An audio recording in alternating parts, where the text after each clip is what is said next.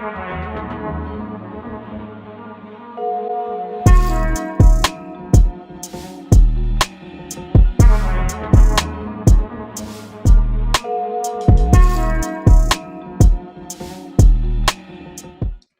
and gentlemen, this is the SoCal Intellect Podcast. Back at it again with my man Dress, aka the owner of the Daily NBA Stats account on Twitter. Make sure you follow that man.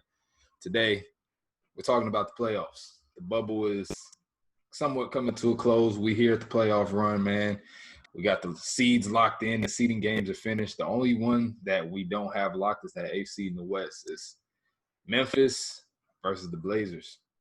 I wanted it to be the Blazers and the Suns, but we couldn't be that fortunate.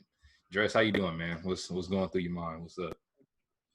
Doing amazing, bro, man. Thank you for having me once again. And yeah, in about like 5 hours, we'll find out if we get a game 2 tomorrow or if we get a Blazers against the Lakers matchup on Tuesday night. Mm-hmm. I don't know if you saw the game on Thursday night. That game was insane. Yeah, the Blazers game. A lot of people. My goodness. Dame post game, he was talking about. I've seen like 3 or 4 of the games. I knew what we was coming into. I knew they were shorthanded, and I knew that it was going to be a fight.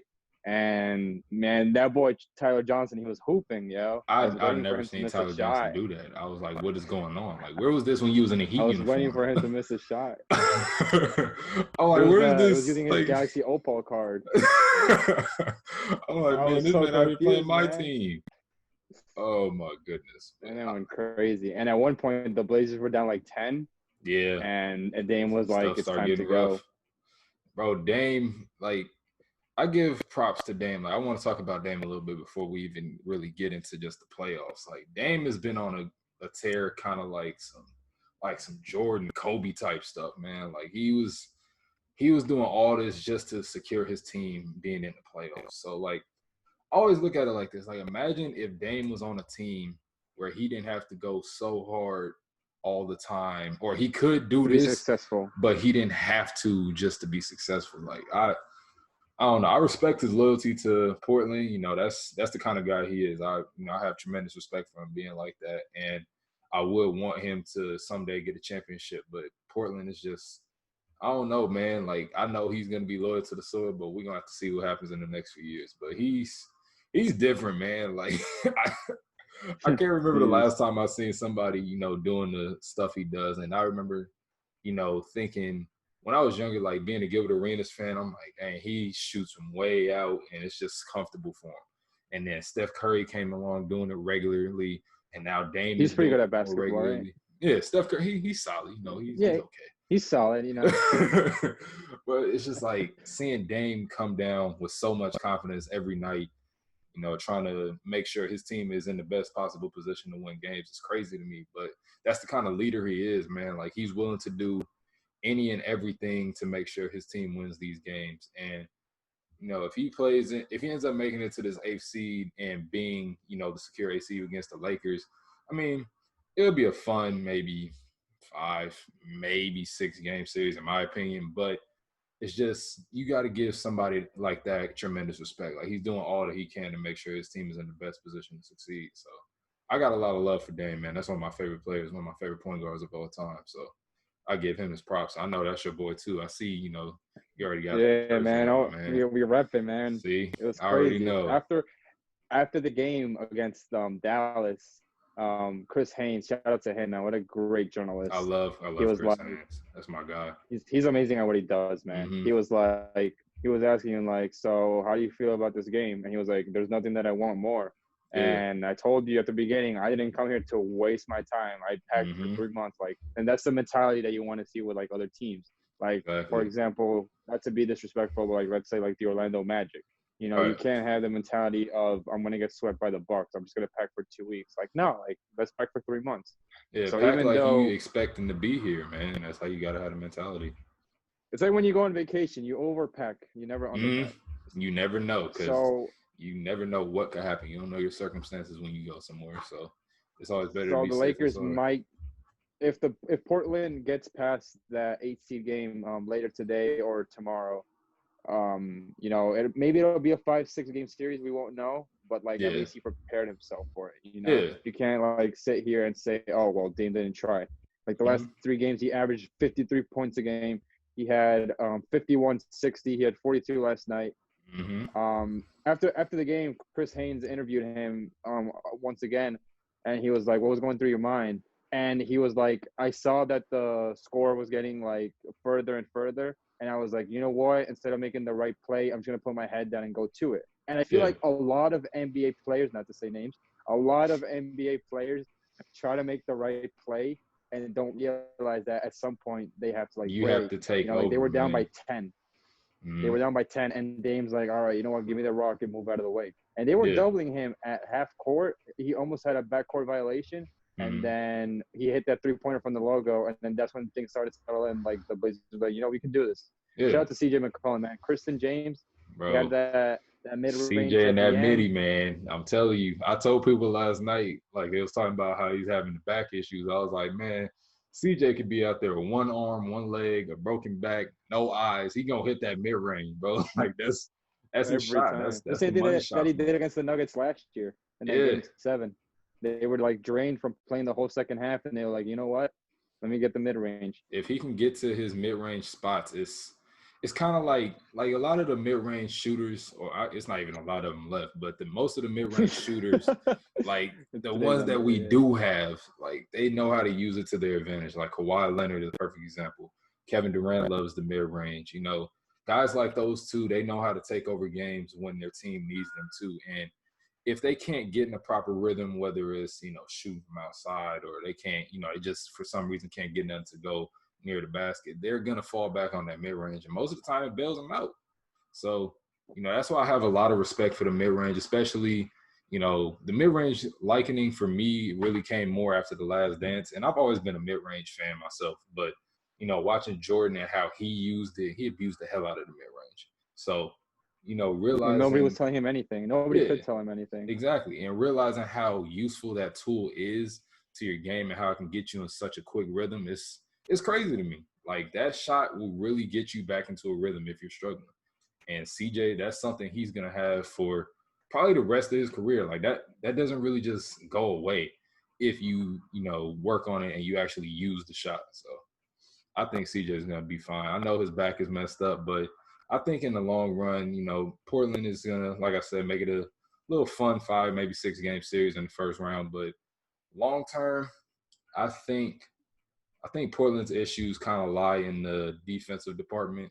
And I feel like if they can fix something with that or figure something out, you know, as far as wing defenders and stuff like that, I think they'll be a solid team in the future. But time is getting a little low. Like Dame just turned 30. CJ is what? How old is CJ? Like 28 now, I think. Pushing 30. Yeah, he's like 28, 29, I think. So it's like if you're gonna make moves, the time is now, man. So we'll see what they do after the season's over. But I think especially like Dame, he went to Weber State for like 4 years. You know how people say, oh, once you go to college for 4 years, like you're done. Like you know, he came into the league, he won Rookie of the Year his first year. Then he hit that shot over Houston to win the series. So a lot of athletes out there, I think they want to be like 1 year, 2 year players and be like, oh, I'm old. Like I'm not going to last in the NBA much. So I think Dame has been a role model of like, you know, the age doesn't matter. And if you want to get your degree and finish your degree, then you could do it and still be a successful NBA player. Exactly. Yeah, all 4 years and was a lotto pick on top of that. Like you very rarely see guys go lotto after doing like 4 years of college or even 3 years of college. Like most of the time most of the time you see lotto picks, they usually freshmen or at most maybe a sophomore. Like it seems like it's taboo for a lotto pick to be like a junior or a senior sometimes. But Dame is the perfect example of not only a consummate professional, but somebody that wanted to be better and work on his craft every single year. And he did that in college. He did that, you know, starting his NBA career, and he's still trending upward. And he still has a few years left of, you know, being Dame. And being at his peak, And when he starts trending downward, by that time, he'll already have had a successful career. Like Dame is in year 8 now. And he's already hitting this, like he's hitting his apex at this very moment, you know, which his team needs him to do. But I don't know, man. I think Dame, his peak could last, I'll give him another 2 or 3 seasons, like about like playing at this level. So that's a good career, man. You know, being able to shoot from that far and being people able to think score. that he's just a shooter, and it's scary because like for example, this year he averaged 30 points, 8 assists, and 60% true shooting percentage, and he shot 40% from three on 10 attempts. That is so hard to do. Only Steph has done that. So hard to do. When you look at the points per game, you know, guys like LeBron and Magic Johnson, Michael, they made it look easy because they were like wing players. Like Dame's a point guard. So for him to get 30 a game and average 8 assists a game and be efficient while doing it, like, you know, I think that's a player that you have to like appreciate. You know, I don't know if you were looking at Twitter last night, but they were like, oh, how are you gonna overrate an 8 seed? Damian Lillard is almost overrated playing the NBA. Like last year, none of this love coming right now that was there last year. It was completely opposite last year. Swept by New Orleans. Completely opposite. Like everyone was hating on him. Yeah. So if you can Google the injuries like this year, like I'm not making this information up. The Trailblazers had the second most injuries this year in the NBA. Golden State was one, surprisingly. And Dame still found a way to get his team to play for an A seed, which he can get today or tomorrow. But he put himself in that position. Yeah, you know? Just getting there alone is crazy with all those injuries. And he was telling Chris Haynes, he was like, listen, all we asked for was a chance. And, you know, they got Nurkic back. They got Zach Collins back. And, you know, Melo was producing. You know, a lot of, like, analytics and all the other stuff saying that he's a bad player. Yes and no, he's inconsistent. But, hey, listen, last night they were down by, like, 7 points in the fourth, and Melo hit 3. And then right like that, it's a one-possession game. Yeah. So when you break the games down and you break down what Dame has done, I think Dame played, like, 4 or 5 entire second halves. Then that man was like drenched. That. I think so, yeah. You could tell he was burnt out last night. Yeah, he put his hands on hands on his knee. And Chris Haynes was like, "Hey, listen, man, what was going on there?" He's like, "Listen, man, I was tired." And Melo threw the ball, and he was like, "Finally, like, let's go." So yeah, you could tell he got it done, out. You know. So we'll find out today and tomorrow what happens if there's a tomorrow for the Grizzlies. Yep.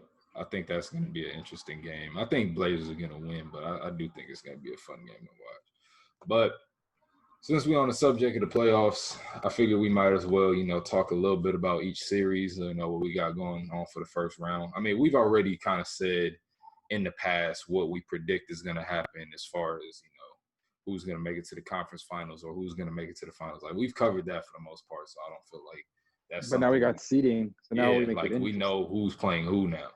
So I think we could start with the West because the West doesn't get talked about as much. Because, I mean, it's the West. It's kind of like Lakers, Clippers, and then everybody else. And then Dame. And then everyone else. Yeah. Like, it's kind of not really talked about too much. Yeah. I feel like the first round, it's going to be quick series. Yeah. Lakers in 5, Clippers in 5, Nuggets in 5 or 6. And the Rockets OKC series, maybe it could go the distance. I think OKC gonna win. I think OKC's gonna win. I'm rooting for Chris Paul, man. I hope he gets it done. Me too. But I also think the Rockets are gonna beat the Lakers in 7 games. You think so? The Rockets are gonna be able to switch. I think so. The Rockets are gonna do what they did to the Warriors. They're gonna be able to switch 1 through 5. Because PJ Tucker is giving AD hell. Yes, it's a 1-game sample size, but you take what you can get and you run. Yeah. So I think the Rockets are gonna switch 1 through 5.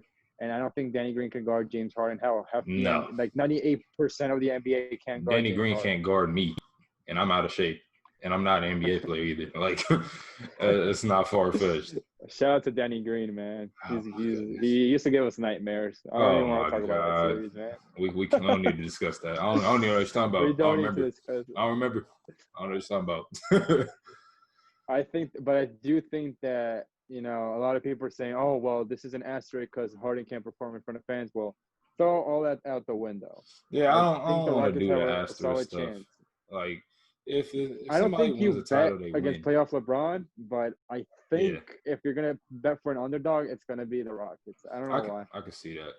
See, my thing is, like, I'm going to just say my predictions as far as the first round and get, like, a little backstory on why. Like I said, the Lakers and Blazers, that Lakers going to win that series. think with Utah and Denver, I think that series is just gonna be so boring. Like, I'm not No really gonna pay disrespect. too much. Yeah, like I love Donovan Mitchell. You know, I have more respect for him now because I have been hard on him as of, you know, kind of the past season and a half or so. But he's been playing a lot better, so I give him his props. But And I Jokic has just been yeah, great. and Jokic just been, oh my goodness, that dude and him and Bol together is that's not even fair. Like Bol is like 7'9" and can move like a 6'3" guard. Like it don't even Like make a sense. guard, yeah. Yeah, and then It's like a 2K build. yeah, it's like what am I supposed to do about that? You like a creative player, bro. So I think Denver's gonna get Utah out of here probably in 5, especially considering. And I'm not a Gobert fan, but I will give him his props as a great rim protector. But Absolutely. he can't do much defensively outside of the paint. And I feel And like in the Denver is pick going and to roll, expose the hell out of that because I if feel they like Jokic, expose because that, he's a great 3-point shooter. yeah, he's going to have to step out, and Jokic can pass the hell out of the ball. So if Gobert's out of paint, Jokic's going to be holding the ball up here. He's going to be looking this way. He's going to pass somebody over there, cutting to the basket. It's like what are you supposed to do? So and he could hold the ball up high and just yeah, like a fastball. like he gonna throw like a 90-mile-an-hour pass. So it's nothing you can really do. So I think that series probably be wraps in maybe 5 games. And then Houston and OKC, I do think OKC can get Houston. I think they can get the best of them because only for the simple fact that, well, Russ being out probably the first 2 games, I think that's kind of a hit to them also. But even if Russ wasn't out, I feel like I don't know how Russ and James are going to mesh in the playoffs because both have a tendency to struggle in the playoffs, especially Russ. And I love Russ. That's one of my favorite players ever. But he has a tendency to struggle in the playoffs, and coinciding that with James Harden, I don't know how that would work because when James dominates the ball, he plays better. And when Russ dominates the ball, James isn't really exactly a great off-ball player. So it's like y'all going to have to figure something out, like trying to mesh these two styles together in a postseason run. And now with him being out, I mean, Harden might have a better chance of winning with Russ out for a little By bit. himself. But what about when he comes back? Then you got to get reacclimated and try to scheme something else different for OKC. So that's why I feel like CP3 and OKC him can win. were a great mesh.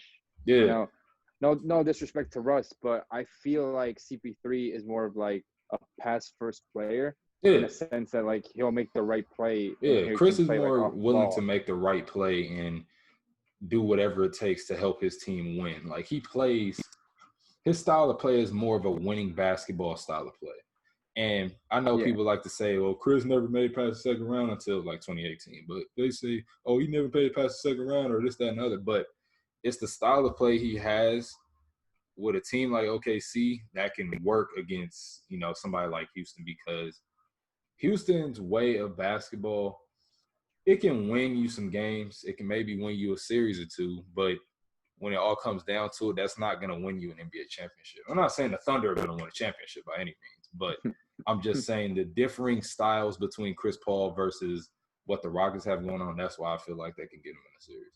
And then and people are going to say, oh, well, Russ already is a triple-double. But Russ is still a shoot-first type player. Yes. Whereas CP3, he's just like, he's going to get his team involved. And let me do something. Yeah. Russ so that's why I do a triple-double on 10 for 31 shooting. And like it's not really good. Like I don't know, like I love him, but I mean, come on, man, that's not gonna help your team win games. But as far as that series, I can see Harden is the one to tell him, you know, listen, I'm the alpha, you need to chill out. Yeah, I feel like in the fourth quarter, regardless if Harden's shooting 0 for 12 or 2 for 14, the rock has to go to him. Mm-hmm. He's the alpha. He has to be that leader. guy. Regardless, if Russ is shooting 100% from the field, regardless, I feel like the ball has to go to Harden in the fourth quarter. I agree. So I feel like MDA is gonna figure that out and tell like Russ when he comes back, be like, listen, you're amazing, I love you, but the rock in the fourth quarter goes in number 13 hands, bro. Simple as that. I mean, that's how it has to be though, because my thing with James, I'll say this about James Harden. James has a infamous, you know, notoriety about himself for his postseason failures. And I do believe he's one of the few actual superstars in this game because he does stuff that nobody can do. And averaging 34 points a he's game, special. that's not exactly just, a drop in the bucket. Like for him it is, but it's not many people in the league that if they wanted to can do that. Yeah, like it's crazy to me. But my thing is with him, while being efficient, which is insane. He like can be his numbers are like, you got to go back to like Michael Jordan. Mm-hmm. You got to go way back looking at all these different kind of numbers from like the 80s and 90s, talking about people like Michael Jordan and whatnot. But I think James can be a number one. I just don't think he could be a number one in that system and win a title, because NBA system to me is very flawed because they try to outshoot teams too much and they shoot too many threes, period. I know the game is 3-point heavy now, but they don't know when to stop. Like, that was proven in the Warriors game when they missed 27 threes in a row. It's like, man, at some point you have to change. You have to change something. I do feel like a lot of context is missing in that. Oh, yeah. It definitely is. Regardless, yeah, that's a conversation for – shout out to Scott Foster for ruining the game. But I feel like what you say is true. At one point, does NBA look at them in the eye and be like, bro, you got to stop shooting. Drive to the rim, draw a foul, do something. And he won't do it. That's why I told my brother yesterday. I do wonder at what point the Rockets, like the front office, they're like, listen, we got to do something because we're not making the finals. Yeah. So does NBA get renewed? Does Harden get traded? Like, those are questions that's going to be answered this fall after the playoffs and after the finals. Yeah. I think NBA's contract is up this year. Mm-hmm, and I don't know, maybe Kenny Atkinson is down for that job, but we don't know. So we'll see what happens with the Rockets. I told my brother and my boy Mo yesterday, I was like, James Harden, it was either yesterday or the day before, but I told him James Harden can be a number one. Like, he's one of the few guys in the NBA that can be a number one on a championship team, but he doesn't have the right structure to do it. Like, he's not on his team is cool for how he plays within that system. But I'm talking about, you give James Harden a different roster, you give him a coach like somebody, I'm going to throw out a random name, like maybe Brad Stevens, Nick Nurse, Spoelstra. Like, you give him a coach like that, he's going to be exponentially better as far as winning basketball versus, just the counting stats. Like, he can get the counting intangibles. Stats. Yeah, he can get the counting stats. But on top of playing for a better coach, a better suited coach for something that he might want to do, or just having a better structured team, I feel like that's where it comes in, where he could be a number one on a championship team. And most people know me. I'm one of the biggest, Harden slanderers on Twitter, Instagram, whatever. But I will give the man his props. He's one of the greatest scorers that this game has ever seen. I will give him that tremendous prop. He's an MVP. He's an all-time great. He's one of the greatest. He's a generational player. Yeah, like but the dude isn't. He just needs a new coach. Yeah, he needs something new. He needs a new structure. NBA got outcoached by Pop every single time. Every single time. 2000. It never did failed. NBA outcoach Steve Kerr 2 years ago? He did. Yeah. But at some point, and then last year he didn't. I think last year Steve Kerr got the best of him, giving the ball to Curry, relying on your superstar. Yeah. Relying on Steph. Steph had 0 points at halftime, and Steve Kerr was like, I don't care, just give him the rock. Yeah. So at what point do the Rockets look at us and be like, listen, NBA, he's got to go? The Suns did it. The Lakers did it. The Knicks did it.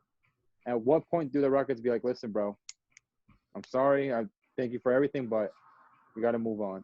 Yeah. And so that's why I give James Harden his props, because he is an all-time great. He is one of the greatest shooting guards ever. But yeah, I don't think NBA is a system. I feel like because a lot of people like to discredit Harden and be like, oh, you could plug in player B and he'll average 34, but you can't. Harden's ability to get to the line. So and that's a good thing about him, Mm-hmm. And people are like, oh well, his numbers dip in the playoffs, but like last year and the year before, who has he ran into? He's ran into Golden State both times. So it's not like you could fault him. Can you fault him for maybe like missing free throws last year or a turnover and stuff? Yeah, but you can do that with like every other game. But imagine just watching a game and just dissecting every bad thing that one player does. You'll be miserable. Yeah, you won't enjoy the game. Like James last year. Imagine Utah fans dissecting every bad play that Michael Jordan made, and then go on Twitter and be like, "Listen, Michael Jordan played bad, but they still won." Like, there's no fun in that. Instead of hating Michael Jordan, just watch the game. Exactly. So I do feel like at some point, the Rockets front office, Daryl Morey is going to be like, MDA, I'm sorry, God bless you, new beginnings, but we got to move on. I think they're going to choose Harden over MDA. Oh, yeah, absolutely. They have to. Because he's been there. He's been there for, this is his 8th season there. They haven't missed the playoffs since he's been there. So he's had the longest streak coaches. in the NBA. Yeah, so he has to be there. He's there constant. And James Harden's gonna retire a Houston Rocket. His number is gonna go in their rafters. Like, he has to be there. So when you look at it like that, I think he just needs it. As simple as that, he needs a new structure if he's gonna win the title.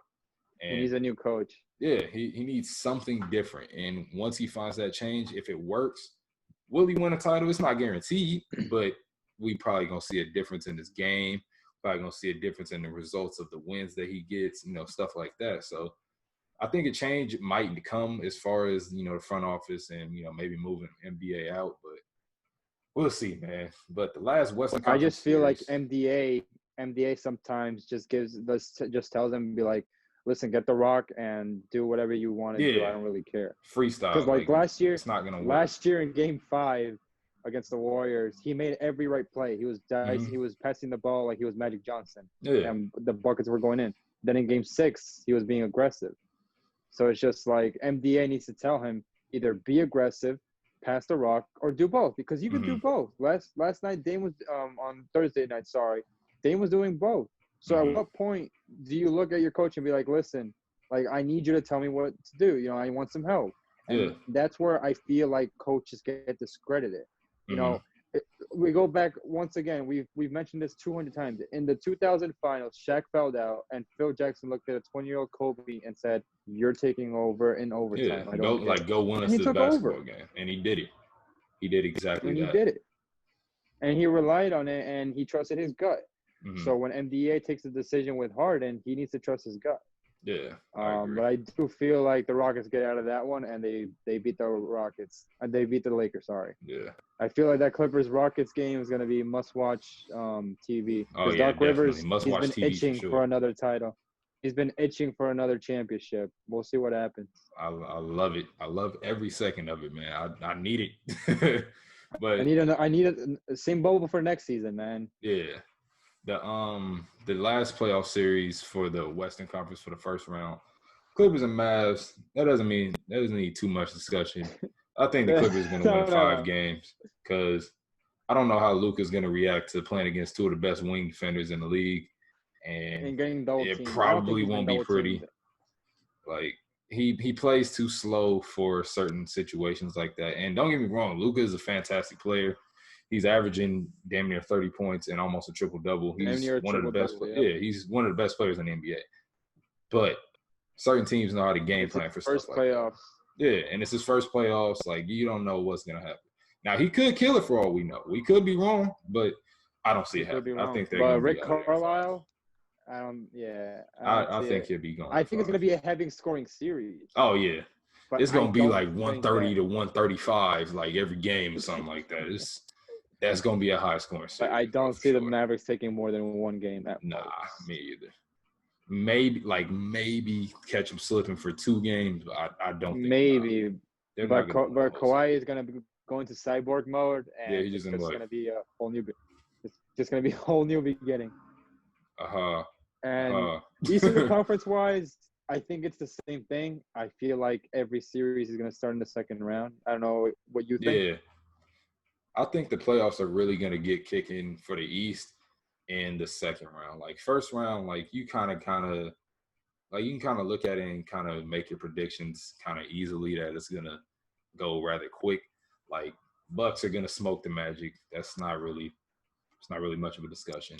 Pretty sure the Raptors are going to get the Nets out of here in maybe 5 games. I think Boston is going to get Philly out of here. I would give Philly 6 or 7 if they had Simmons. Yeah, I would give it to them if they had Simmons still, but maybe 5 or 6 at most. And then I think we're going to beat the Pacers in at most 6 games. Probably 5 because Oladipo might be playing 6-man for us. You already know how that story goes. They're already mad at the boy for being friends with us, man. So I don't know. And Spo, man, playoff experience matters. That's what we talked about last episode. Coaching experience matters. Hashtag give more credit to coaches. Exactly. Bo has won a road game in like 19 straight series, and he might make it 20. Who knows? We don't know if this is a road game or not. Technically we're the 5th seed. Maybe game 1 is a game on the road, but I feel like it's going to be a quick series. Yeah, I agree with every other thing. Now, when it goes to Bucks Heat, we don't want to sound biased, but listen, man. I give us a fair shot, like I said before. I don't know if we're going to be able to do it, like if we're going to have the power to do it. But I give us a fair shot. And that's not a bad thing if we lose. Yeah. If we lose, like, if we get to the second round, we lose to the Bucks, it's not a bad thing. We're supposed to lose. Like, we're supposed to lose to the best team in the NBA. Like, it's not really. Just don't get smoked like the Celtics last year. Yeah, no. As long as we don't go outside like that, I could be okay. We don't need to get swept. We don't need to get, gentlemen swept. Nah, I can't go out like that. I will go to the bubble myself and start scoring. Like, nah, I'm not going to go out like that. I refuse, man. As long as if we can make that a competitive 6-game series, I'll be okay. And it just tell me that we need another guy. Yeah, it'll just tell me we need another. Now that Raptors Celtics series, that'll be fun. That's gonna be fun. I hope that series goes 7. I want to see Brad Stevens and Nick Nurse, 2 of the best coaches in NBA, just play analytics, dissect the game, because I love watching the Raptors play basketball. The way me too. The way they move the ball. Nick Nurse being young. When you're a young coach, you could relate to the players and just like the G League. And they believe in him too. Series goes 7. I think that series is gonna go 7. I can see it. I don't know but if the who Raptors you think gonna win juice though? To win? That's what I was gonna ask you. I think the Celtics gonna win too. And I never like picking them for anything. I hate the Celtics and I hate the Mavericks. Those are the 2 teams in the NBA that I can say definitively that I hate. But besides the Knicks. The Knicks ain't even worth talking about, man. Like, the Knicks are just there. Like, they're just there to be made fun of. I feel like the Celtics outmatch the Raptors because they have 4 guys that you could tell that you could give them the rock and be like, listen, go get me a bucket. Yeah, exactly. And at some point, Hayward is going to leave the bubble. Congrats to Gordon Hayward on another daughter. But how are the Celtics going to adjust to Hayward not playing? Is Marcus Smart going to start? Is he going to come off the bench? How is Brad Stevens going to handle it? Yeah. I'm sure he has all his questions when he does the practices and stuff. But we'll see. Depending on when Hayward leaves the bubble, I feel like the Celtics have a good chance against the Raptors. Yeah. I think the C's are, like we were saying in the group chat that day, I think the C's are going to get Toronto out of here for the simple fact that, and there's no disrespect to P because I love Pascal Siakam. That's one of my favorite players right now. Shout out to Spicy P. He's not a guy that per se can be your go-to player in a championship run. Now, could they beat Boston? Maybe be that guy next year. Yeah. Now, could they beat Boston? Sure.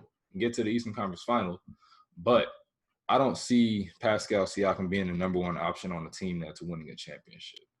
And like I was saying in the group chat earlier, I'm like, Toronto is one of those teams where they have the perfect structured team for a superstar to join them, which is why Kawhi and them, they work so well together.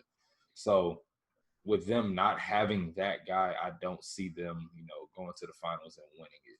Now, like I said, could they get to the Eastern Conference Finals? Sure, I can see that. But I don't think they're ready to win a championship. And Kawhi was the one that, put them over the hump. Put them over the top. So I don't know, man. I could be wrong, but I just don't see it. So that's why I see probably a Bucks and Celtics ECF, and I'm pretty sure the Bucks are going to go to the finals. And I think it's going to be Lakers Bucks, like the obvious choices, but I could be wrong. We don't know. We will never know. And based off our predictions, for the second round and the third round, we did the East, but as far as the West, it would be what would the matchup be? It would be Lakers. I got Clippers Rockets, and then you got the Lakers. So I think it could be. Wait, what position are the Rockets in? I forgot. Are they in? They're the 4. 4. Okay, I thought so. Yeah, so they play the Lakers or the Blazers or the Memphis. Damn. So it's gonna be Lakers versus Rockets, and then Clippers versus Nuggets. Ooh. The Nuggets. Yep. I think the Clippers. I'm gonna say when the Clippers meet the Nuggets, I think that's gonna be the series. I think they're gonna get the Nuggets out of here probably I'll say 6 games. That'd be a fun I 6-game feel, series. yeah, I think it'll be a quick 5-game series again, Mm-hmm. or 6. I can Jokic see is that. good in the clutch. Don't get me wrong, but Yeah. like, do they have a wing defender to guard Kawhi Leonard when the lights get bright? Yeah. They're not gonna put MPJ, No, a rookie. they're not gonna Listen, throw him out there like that. Go guard fun guy. Go get Go a guard stop. Kawhi Leonard to try to stop us from losing the game. You're like, what? Like, nah, that's not a good idea at all. I'm not. So I feel like the Clippers are just gonna smoke them too. No disrespect to Mike Malone and the Nuggets. I can see that going 5 or 6, and then the Clippers go to the conference finals. And I know you said like with the Lakers and Rockets, Lakers could possibly lose to them in 7. And personally, I said that the Lakers need to watch out for Houston because they don't have anybody to guard Harden or Westbrook, and the simple fact that PJ Tucker does a great job against AD, but also based on my own prediction, I think the Thunder are going to win, and I think the Lakers will beat the Thunder. So I think it will be Lakers Clippers in the Western Conference Finals, and who you have winning that one? I think the Lakers will get to the finals. I think they'll do it. That's going to be a fun 7-game series if they meet. I think the Lakers will pull it off. I think that's what the NBA wants. Yeah, but could you imagine something like last year happening with Kawhi, but against the Lakers? Like, what if he hit a game winner in Game 7? Oh my God, bro! They want to let that go. They would call him lucky again. They would call him lucky again and discredit everything he's done. Oh my goodness, that would be the worst ending for Lakers fans ever. Kawhi could average 40 points in the finals. I'll be like, listen, he won the chip because of that lucky shot. It's the ring is an asterisk. While we're on that topic, the winner of the NBA championship, at least for me, does not have an asterisk. I don't think so either. Nah, it's stupid to me because, yeah, it's a delayed season. It took about 4.5 months to come back, but it's still a season nonetheless. Like, the circumstances help certain teams that may have felt they didn't have a chance, or teams that we wouldn't expect. Like what if the Miami Heat won the championship out of nowhere, or what if the Thunder won a chip out of nowhere? They won. Like it's the end of the day. They won. What are you gonna say? You can't be mad. They won every series 4 out of 7 times. Like you're not finna go up to them. You're not finna see Chris Paul on the street and be like, "Hey man, your championship don't count. It was in the bubble." Like, it's a championship. It's a season. Your ring, it's fake. Yeah, like it's not like we haven't had shortened season before. Like, this is the longest of the shortened seasons that the NBA has had. We had 66 games in 2011-2012 season, and then we had 99 season games like this year. Yeah. And the 99 season was like, I think they only played like 50 games. They didn't even have an All-Star weekend that year. So it's like, you can't really discredit people like that, man. So I don't know. But I don't believe in that aspect. That's a Shaq, man. That man said on camera, Tim Duncan has 4 rings. Oh man, I don't blame him. That was funny. Shaq is a funny guy, man. Speaking of Shaq, he's the young guy at the cookouts for sure. I wanted to say this about Shaq, and I'm gonna just leave this topic at the end of this sentence. I watched the movie Steel again last night, where he was playing superhero Steel. That movie is so bad, but I love it so much just because of Shaq. And that movie will forever be in my heart, in a deep place in my heart, but that movie is terrible. But I love you, Shaq. I hope if you watch this one day that you get a laugh out of this, because you're not a good actor, but you still are one of the funniest people to ever walk this earth. And I love you. That's all I'm going to say about that. That's all I'm going to say about it. I love Shaq to death. That's my third favorite player of all time, man. Like, as a kid, that was my dude. Like, I grew up wanting to tear down rims like Shaq. I used to break my courts just because of him. Like, I got tremendous love for that dude. But enough of the Shaq topic. Before we close this out, the NBA introduced something about the bubble that I kind of like. It's the Bubble Awards. So what I want to get your thoughts on, like, who you think is going to make the all bubble teams or whatever it's called, who you think going to be MVP, and who you think going to get the bubble coach. Like, what's your mindset on that? I feel like Monty should get coach of the bubble. I think so too. I feel like, in my non-biased and objective opinion, Damian Lillard should win bubble MVP. I could see that. And I think Shams or Woj, they announced that it's positionless. Mm-hmm. So got to go Booker, Damian Lillard, James Harden, Giannis Antetokounmpo, and the fifth spot is debatable amongst like Luka. Luka had a great bubble. I think he He averaged like a did. triple double and He good really did have efficiency. a really good bubble. I want to say Maybe he you did could have a triple plug him double or in close. there. I agree with Yeah, that. I think that'll be Nurkic played. He fell down the last 2 or 3 games because he was in Yeah. foul trouble a lot. But if it's positionless, I feel like the guards definitely dominated the ball. Yeah. Oh, Embiid had a lot of good games at the beginning Yeah, too before he got did. injured. And then he ended up hurting So his we'll ankle. see the So criteria for it. yeah. I think as far as MVP, well, you said my coach of the year, or not coach of the year, coach of the bubble, Monty Williams. I think Monty deserves it too. But Monty, he's just such a tremendous dude, man. Like I've loved Monty Williams And he's since he young. was He's young. I've loved Monty Williams since he was Chris Paul's coach in New Orleans, like back in what was that, 2010, I think.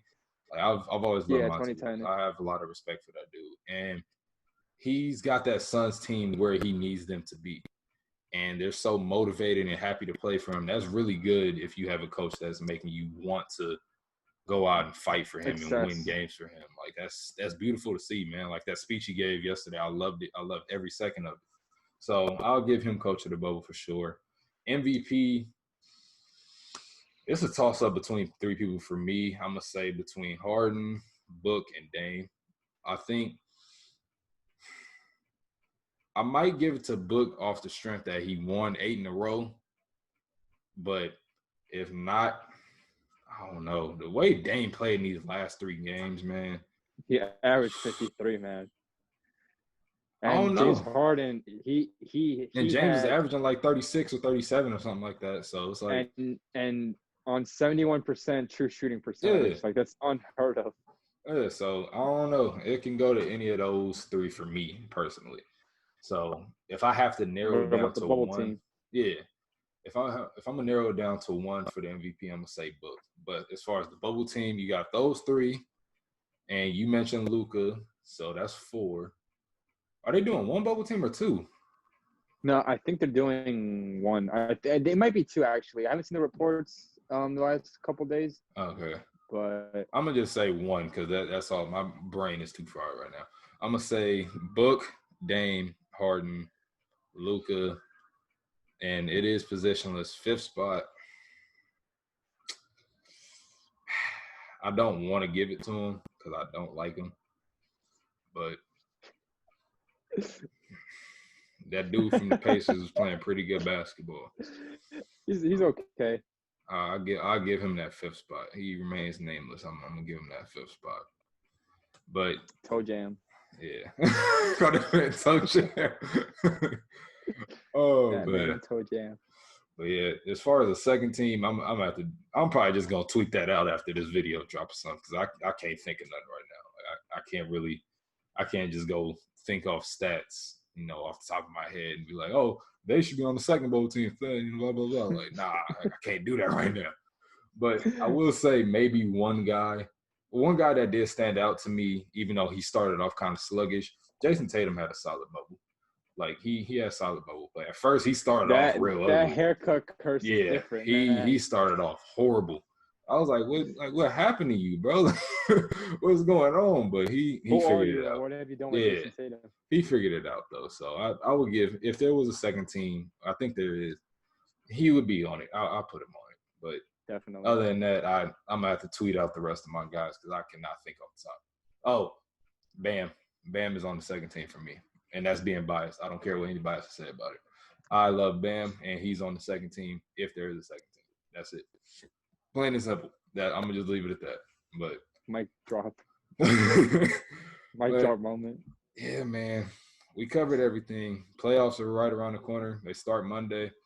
I think it's going to be a fun ride, man. The bubble games have been so fun and competitive. Like I told my dad last night, I'm like, man, some of these bubble games are better than most of the regular season just because heck yeah. Even though there's no fans, it's so competitive. Like it's like super intense pickup game. So it's like, it's fun to watch, bro. So I think the playoffs are going to be really fun. We right around the corner. 10 hours of basketball daily, man. Yeah, every single day. Like that's perfect for me. That's just what I need. I don't care who's playing except like I said, I might not watch much of that Denver and Utah series, but it's okay. I Shout out ain't to gonna NBA do TV. it.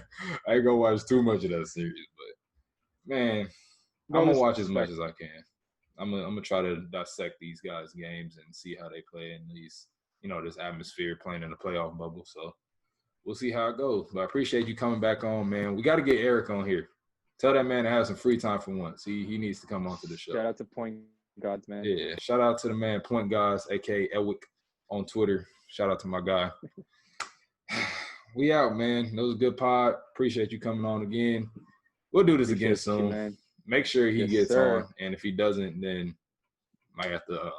I have to intervene. Yeah, you know. Yeah, might have to take. Oh man, we out. Hey, listen, man. Stay safe.